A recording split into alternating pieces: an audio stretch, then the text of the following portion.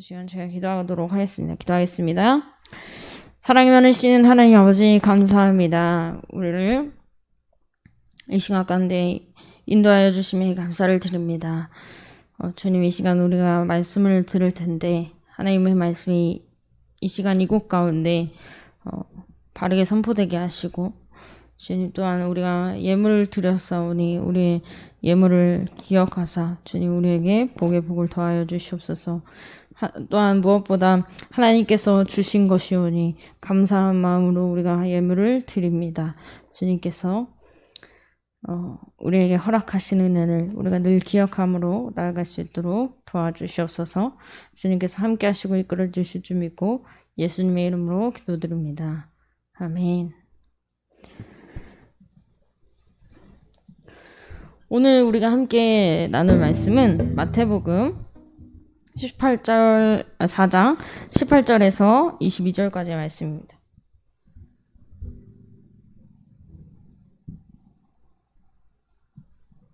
마태복음 4장 18절에서 22절까지의 말씀 우리 함께 읽을 텐데요. 큰 소리로 함께 성경책 있으신 분들은 성경책 통해서 찾아서 이렇게 함께 읽었으면 좋겠습니다. 읽겠습니다. 갈릴리 해변에 다니시다가 두 형제 곧 베드로라 하는 시몬과 그의 형제 안드레가 바다에 그물 던지는 것을 보시니 그들은 어부라. 말씀하시되 나를 따라오라. 내가 너희를 사람을 낚는 어부가 되게 하리라 하시니 그들이 곧 그물을 버려두고 예수를 따르니라.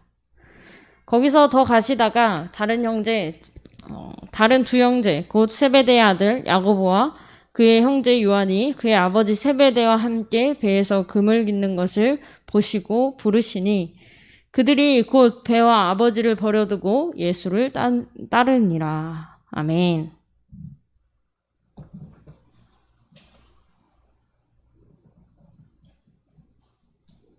네, 오늘은 팔로우미라는 제목으로 말씀을 나누도록 하겠습니다.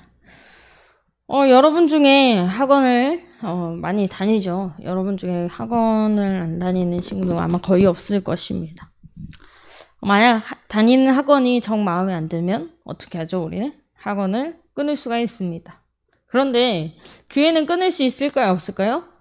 끊을 수 없습니다. 우리 마음대로 그만둘 수 없다는 것이죠. 왜냐하면 우리가 예수님을 스승으로 선택한 것이 아니라 예수님께서 우리를 제자로 부르셨기 때문입니다. 그렇다면 예수님은 우리를 왜 제자로 부르셨을까요? 예수님의 제자가 된다는 것은 도대체 무슨 뜻일까요? 제자된 우리는 어떻게 살아야 할까요? 오늘 말씀의 첫 번째 핵심은 하나님 나라의 복음입니다. 하나님은 온 우주를 창조하셨습니다. 그래서 하나님은 온 우주의 주인이시고 왕이십니다. 온 우주는 원래 정의롭고 평화로운 하나님 나라였습니다. 그런데 인간은 하나님의 말씀에 불순종하고 하나님을 왕의 자리에서 쫓아내고는 스스로 왕의 자리에 올라서 내 생각대로, 내 마음대로, 내 판단대로 살기 시작했습니다. 이것이 바로 죄입니다. 인간은 자신이 주인으로 살면 훨씬 더 행복할 줄 알았습니다. 그러나 닥쳐온 현실은 기대와 정반대였습니다. 사람은 죄에 중독됐습니다. 평생 온갖 나쁜 짓을 저지르면서 살아갑니다. 결국 인간은 죄의 벌로 죽습니다. 우리 중에 안 죽는 사람은 없습니다. 우리는 다 죄인이기 때문입니다. 평생 열심히 돈을 벌었어도, 열심히 공부해서 좋은 대학을 나왔어도, 유명해지고 성공했어도 우리는 죽습니다. 그리고 죽으면 그 모든 것이 아무런 쓸모가 없게 됩니다. 허무하지 않으신가요? 인간은 도대체 왜 태어나서 왜 산 것일까요? 이렇게 살 수밖에 없는 걸까요? 그런데 인간만 죄로 망가진 게 아닙니다. 이 세상 역시 망가졌습니다.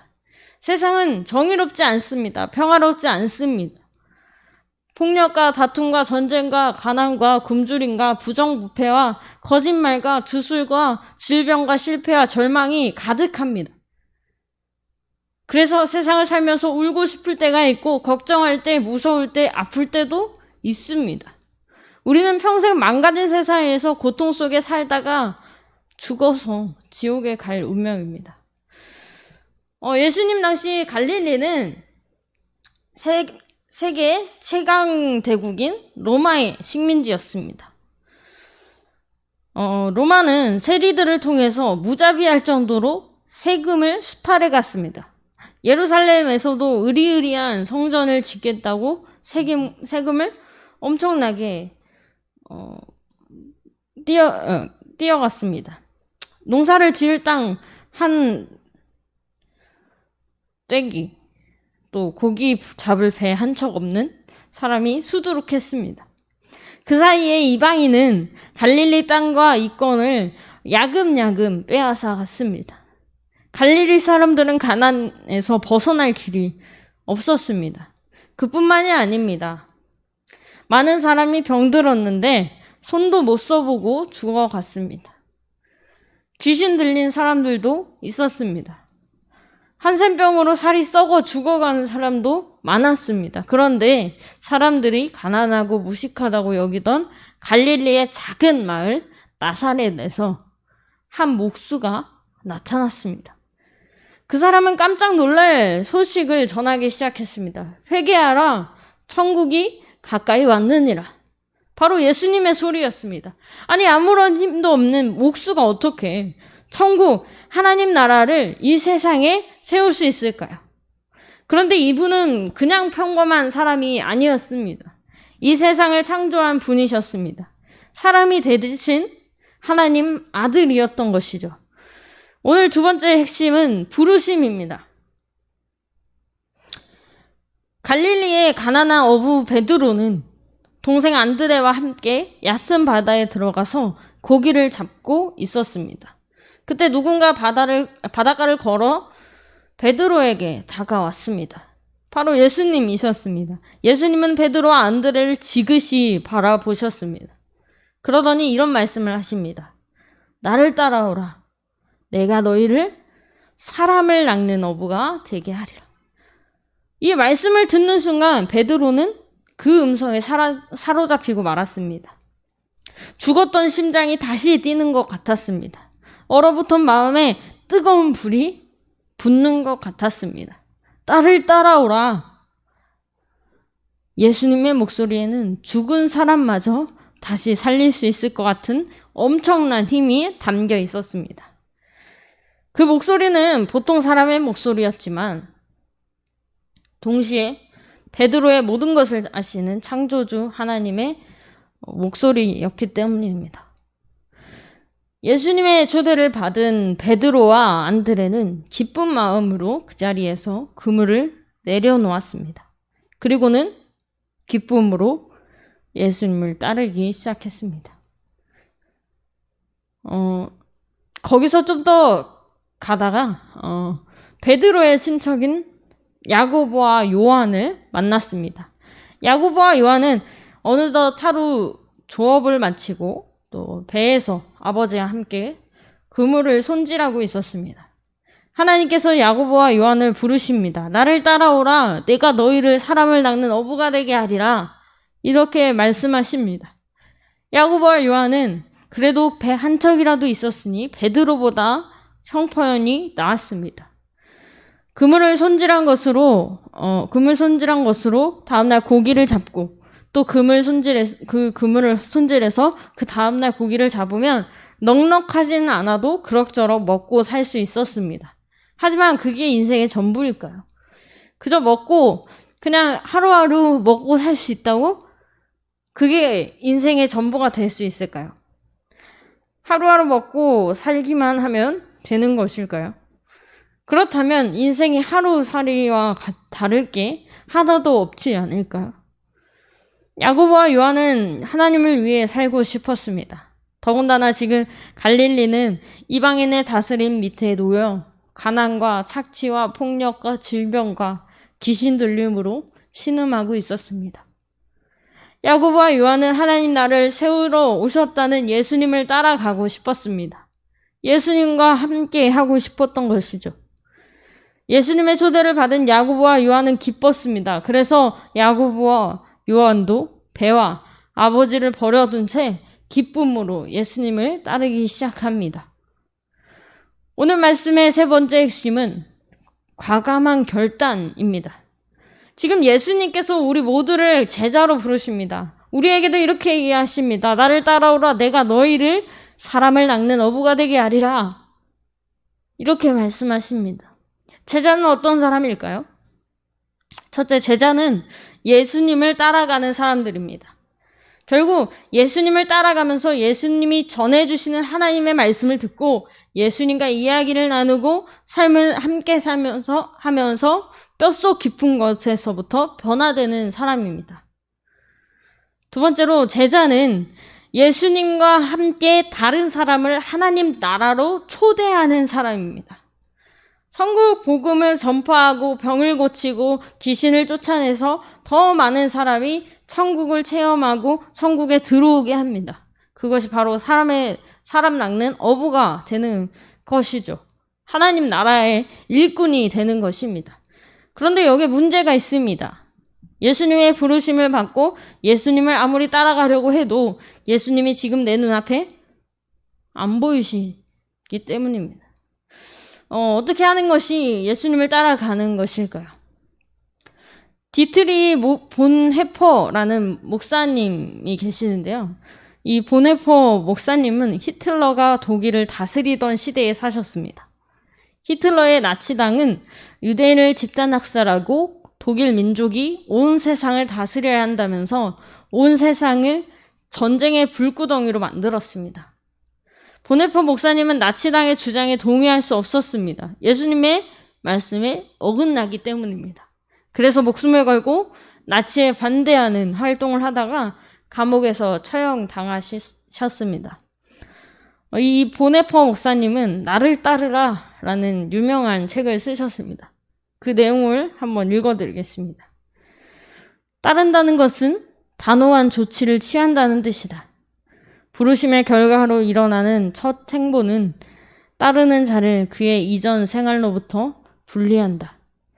예수의 뒤를 바짝 따르기 위해 세리는 세관을 떠나고 베드로도 그물을 버릴 수밖에 없었다. 부름받은 자는 믿음을 가질 수 없게 하는 자신의 상황에서 벗어나 믿음을 가장 잘 유지할 수 있게 해주는 상황으로 들어가지 않으면 안 된다. 이 걸음 자체는 인생 계획의 가치를 전혀 고려하지 않는다. 하지만 그들은 믿는 법을 배우고 싶어서 사람이 되신 하나님의 아들을 따르고 그분과 함께 갈 수밖에 없었다. 본헤퍼 목사님이 이런 내용을 쓰신 것입니다. 예수님을 따른다는 것, 그것은 단호한 조치, 과감한 결단이 필요합니다. 그러나 단순히 인간의 내적 차원에 기초한 의지적 애씀과 노력만으로는 되지 않고 오직 예수 그리스도를 철저하게 의지함을 통해서만 가능합니다. 여러분도 오직 예수 그리스도를 철저하게 의지함을 통해서 과감한 결단을 하십시오. 죄를 짓고 살아왔다면 그 죄를 이제 버립시다. 미래에 대한 염려, 여러분이 여러분을 위해 세운 인생 계획은 이제 버립시다. 이제 예수님이 우리를 향해서 갖고 계신 뜻과 계획에 따라서 꿈꾸고 살아갑시다. 그리고 오직 예수 그리스도를 철저하게 의지합시다. 예수님을 따르는 인생만 의미가 있습니다. 여러분은 어떤 인생을 꿈꾸시나요? 여전히 이 세상에서 내 한몫 살아남아 보려는 계획만 세우지 않으시나요? 잘 먹고 잘 사고 성공하는 그것에만 혈안이 되어 있지 않으신가요? 그래봤자 우리는 결국 죽게 될 것입니다. 죽는 그날 우리가 아무리 쌓아 올렸던 굉장히 힘들고 어렵게 쌓아 올렸던 그것을 우리는 죽는 순간 이곳에 두고 하나님 나라로 향해야 합니다. 아마 그날 그저 잘 먹고 잘 살고 성공하는 데에만 혈안되었던 것에 후회할 것입니다. 내가 뭘 위해서 산 거지? 나는 시간을 낭비하기만 했어. 어차피 죽으면 돈도 성공도 명예도 가져갈 수 없는 걸. 이러면서 아마 후회할 것입니다. 예수님은 오늘 우리를 부르십니다. 나를 따라오라. 예수님을 따라가기 위해 필요한 가감한 결단을 우리 함께 내렸으면 좋겠습니다. 기쁨으로 단호한 조치를 취합시다. 이제는 죄만 지으면서 나 자신을 위해서 살지 맙시다. 예수님 말씀에 귀를 기울이면서 살아갑시다. 예수님이 우리를 향해서 갖고 계신 뜻과 계획을 꿈꾸면서 이루어 갑시다. 하나님 나라 일꾼으로 우리 함께 살아갑시다. 예수님을 따라갈 때 예수님이 우리 삶 속에 놀라운 일들을 이루실 것입니다. 예수님의 제자로 사는 복에 우리 모두 참여하기를 축복합니다. 우리 이 시간 함께 찬양하고 기도했으면 좋겠습니다. 이 시간 찬양할 때 주님 나를 택하사 보내소서라는 찬양 같이 고백하고 기도했으면 좋겠습니다.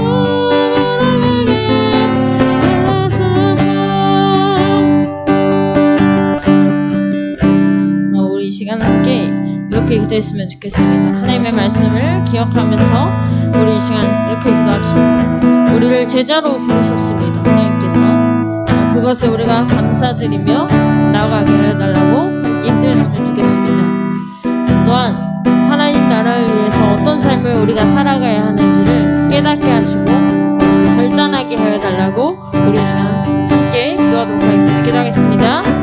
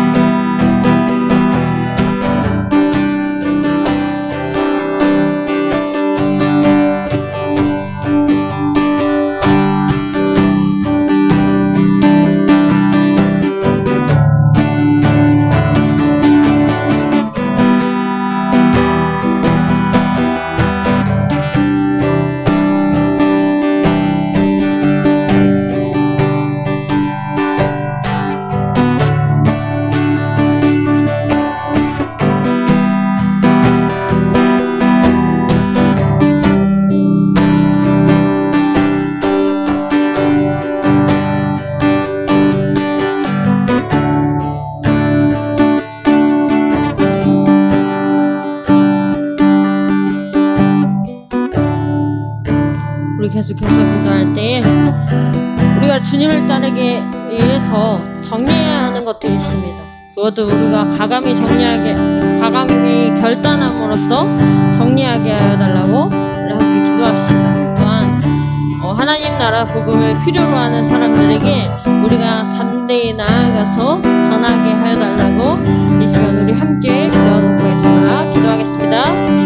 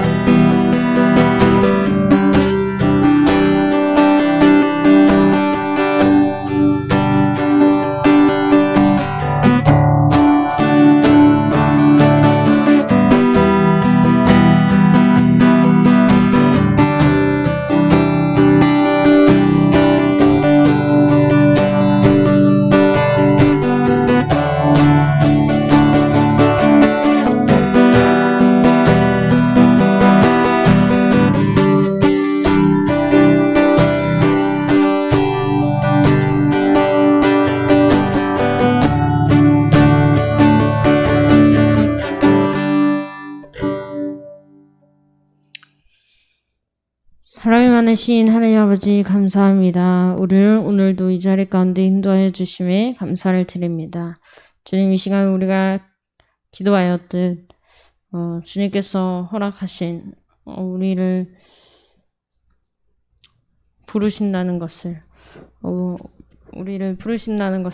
우리를 사람을 낚는 어부로 사용하기를 원하신다는 것을 우리가 그것을 기억하고 우리가 마땅히 버려야 하는 것, 주님을 따르기 위해서 버려야 하는 것들을 과감하게 결단하게 하셔서 그것들을 버리고 주님을 따르게 하여 주시옵소서. 또한 담대히 나아가서 하나님의 말씀을 들어야 하는, 하나님의 사랑을 전해 들어야 되는 그들에게, 꼭 필요한 이들에게 우리가 담대히 나아가 전할 수 있도록 도와주시옵소서. 주님께서 함께 하시고 이끌어 주실 줄 믿고 예수님의 이름으로 기도드립니다. 아멘. 주님 가르쳐 주신 기도로 예배를 마치도록 하겠습니다. 하늘에 계신 우리 아버지여, 이름이 거룩히 여김을 받으시오며 나라의 임하옵시며 뜻이 하늘에서 이룬 것 같이 땅에서도 이루어지이다. 오늘날 우리에게 영원한 양식을 주옵시고 우리를 사하여 주는 것 같이 우리를 사하여 주옵시고 우리를 시험에 들게 하지 마옵시고 다만 악에서 구하옵소서. 대개 나라와 권세와 영광이 아버지께 영원히 있사옵나이다. 아멘.